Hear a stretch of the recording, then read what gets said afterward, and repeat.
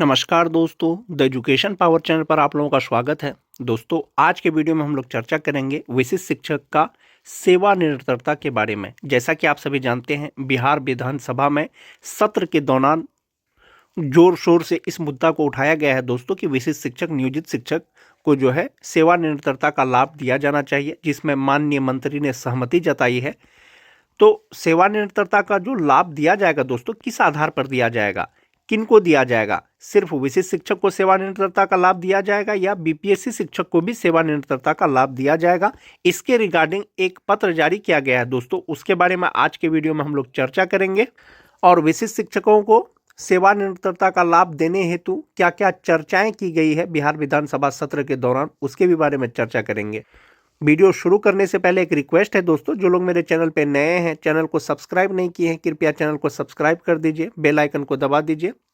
तो चलिए शुरू करते हैं आज का वीडियो।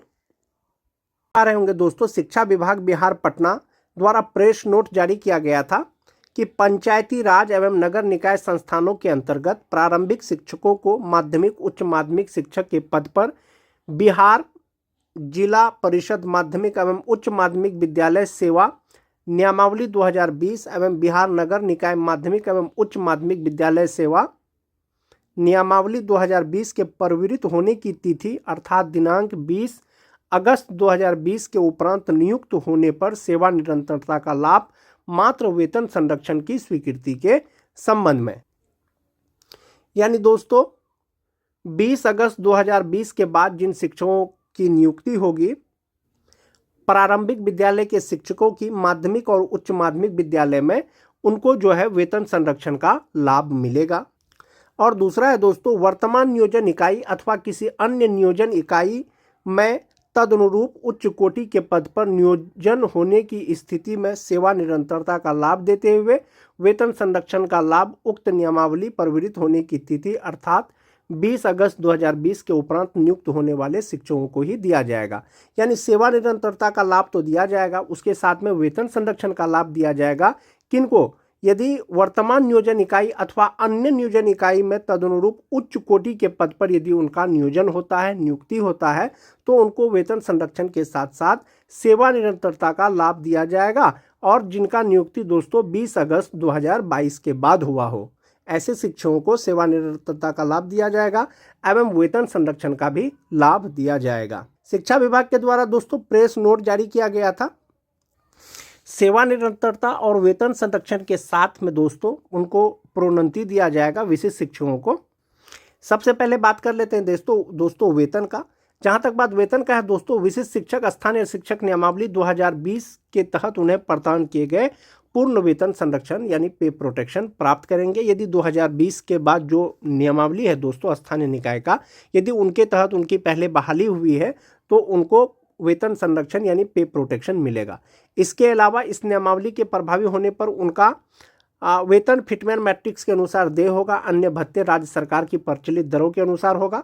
और जहां तक बात विशिष्ट शिक्षकों का है दोस्तों, उनको प्रोन्नति भी दिया जाएगा यानी प्रमोशन किया जाएगा कि विशिष्ट शिक्षक निम्नलिखित तालिका के अनुसार प्रोन्नति हेतु पात्र होंगे। विशिष्ट शिक्षक की 4 श्रेणी है दोस्तों। एक है बेसिक ग्रेड के विशिष्ट शिक्षक, दूसरा है स्नातक ग्रेड के विशिष्ट शिक्षक, तीसरा है माध्यमिक स्कूल के विशिष्ट शिक्षक, चौथा है उच्च माध्यमिक स्कूल के विशिष्ट शिक्षक। जब बेसिक ग्रेड के विशिष्ट शिक्षक का दोस्तों प्रोन्नति किया जाएगा, प्रमोशन किया जाएगा, तो वो 6 to 8 के विशिष्ट शिक्षक बनेंगे। वहीं पर अगर विशिष्ट शिक्षक 6 to 8 के अगर विशिष्ट शिक्षकों का प्रमोशन किया जाएगा तो वो 6 to 8 के वरीय विशिष्ट शिक्षक बनेंगे। और जहां तक बात 9-10 के विशिष्ट शिक्षक हैं दोस्तों, वो 11-12 के विशिष्ट शिक्षक बनेंगे। और जो 11-12 के शिक्षक हैं, विशिष्ट शिक्षक हैं, प्रमोशन किया जाएगा तो वो 11-12 के वरीय विशिष्ट शिक्षक बनेंगे। बेसिक ग्रेड के शिक्षकों का जो प्रमोशन किया जाएगा दोस्तों उपलब्ध रिक्ति के अनुसार, वहीं पर 9-10 के जो विशिष्ट शिक्षक है उनका प्रमोशन किया जाएगा रिक्ति के अनुसार। वहीं पर बात कर लेते हैं दोस्तों, जो 6 to 8 के विशिष्ट शिक्षक हैं, जब उनका प्रमोशन होगा वो वरीय विशिष्ट शिक्षक बनेंगे और वे अपने ही पद पर वरीय विशिष्ट शिक्षक बन जाएंगे 6 to 8 के। वहीं पर जो 11-12 के विशिष्ट शिक्षक हैं दोस्तों, उनका जब प्रमोशन होगा 11-12 के वरीय विशिष्ट शिक्षक के रूप में और वे अपने ही पद पर विशिष्ट शिक्षक बन जाएंगे। नियमावली के अनुसार दोस्तों प्रमोशन दिया जाएगा विशिष्ट शिक्षकों को। अधिकार के रूप में किसी भी प्रोन्नति का दावा नहीं किया जा सकता है। सभी प्रोन्नति उपलब्ध रिक्तियों के अधीन होगी और विभागीय नीति को ध्यान में रखते हुए की जाएगी। इसके अलावा सभी प्रोन्नति विभाग की प्रचलित नीति के अनुसार की जाएगी और अपेक्षित योग्यता सहित पात्रता के अधीन होगी। और जहाँ तक बात दोस्तों नियोजित शिक्षकों के प्रोन्नति का है, यदि उनका 12 साल सेवा का हो गया है या प्रशिक्षण का 12 साल हो गया है तो उनको अगले वेतनमान, यानी यदि वे बेसिक ग्रेड के शिक्षक हैं तो स्नातक ग्रेड में उनको प्रोन्नति दिया जाएगा। इसके लिए बहुत से जिला के द्वारा दोस्तों लेटर निकाला गया है। जैसा कि आप देख पा रहे होंगे, रिसेंट का ये लेटर है, भोजपुर आरा के द्वारा ये लेटर निकाला गया है दोस्तों।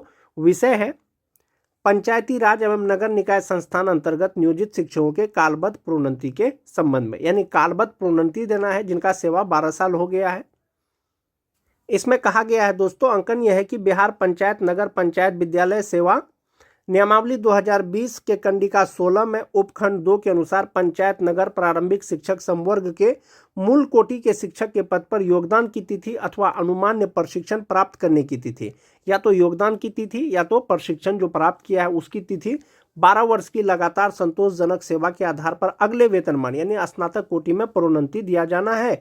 इस हेतु शिक्षकों को मूल्यांकन दक्षता शिक्षक पात्रता परीक्षा उत्तीर्ण होना आवश्यक है।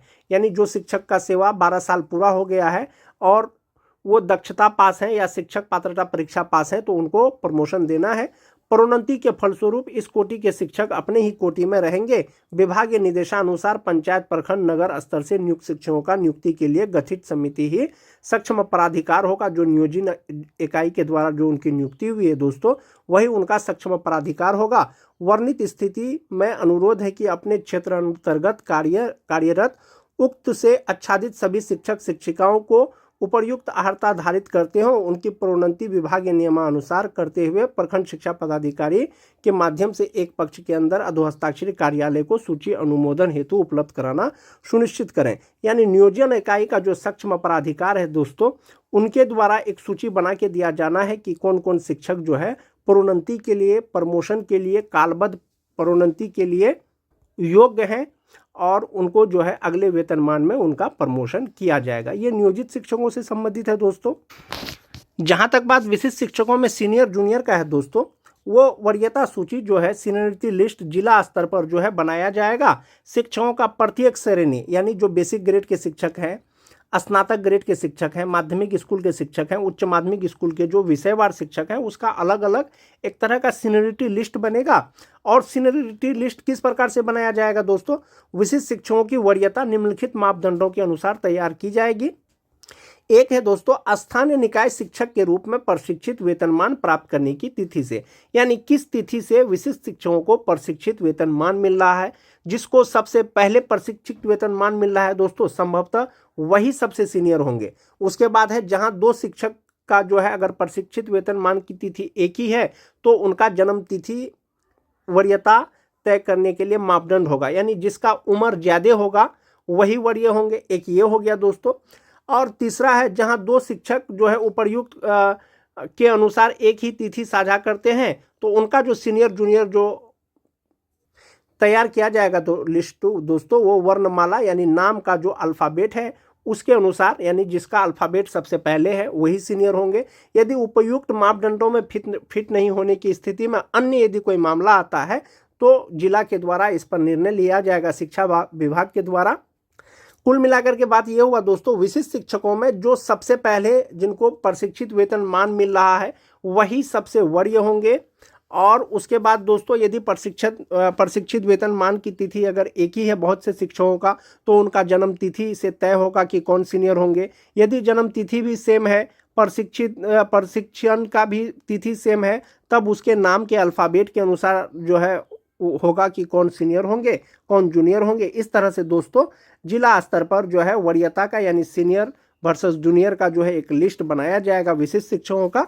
और जहां तक बात विशिष्ट शिक्षकों का है दोस्तों, वो स्थानीय निकाय के शिक्षक से वो वरीय होंगे, क्योंकि स्थानीय निकाय के शिक्षक पंचायती राज पदाधिकारी या पंचायती राज के अंदर के वो कर्मी हैं, जबकि जो विशिष्ट शिक्षक हैं वो राज्य कर्मचारी हैं, राज्य कर्मचारी बन गए हैं। इसीलिए विशिष्ट शिक्षक जो है स्थानीय निकाय के शिक्षक से वरीय होंगे और वरीयता का निर्धारण विशिष्ट शिक्षकों में ये जिला स्तर पर किया जाएगा। और जहां तक बात दोस्तों सेवा निरंतरता का है, वर्तमान नियोजन इकाई को छोड़ करके यदि उच्च कोटि के पद पर उनका नियुक्ति होता है तो उनको सेवा निरंतरता का लाभ भी मिलेगा और वेतन संरक्षण का लाभ भी मिलेगा विशिष्ट शिक्षकों को।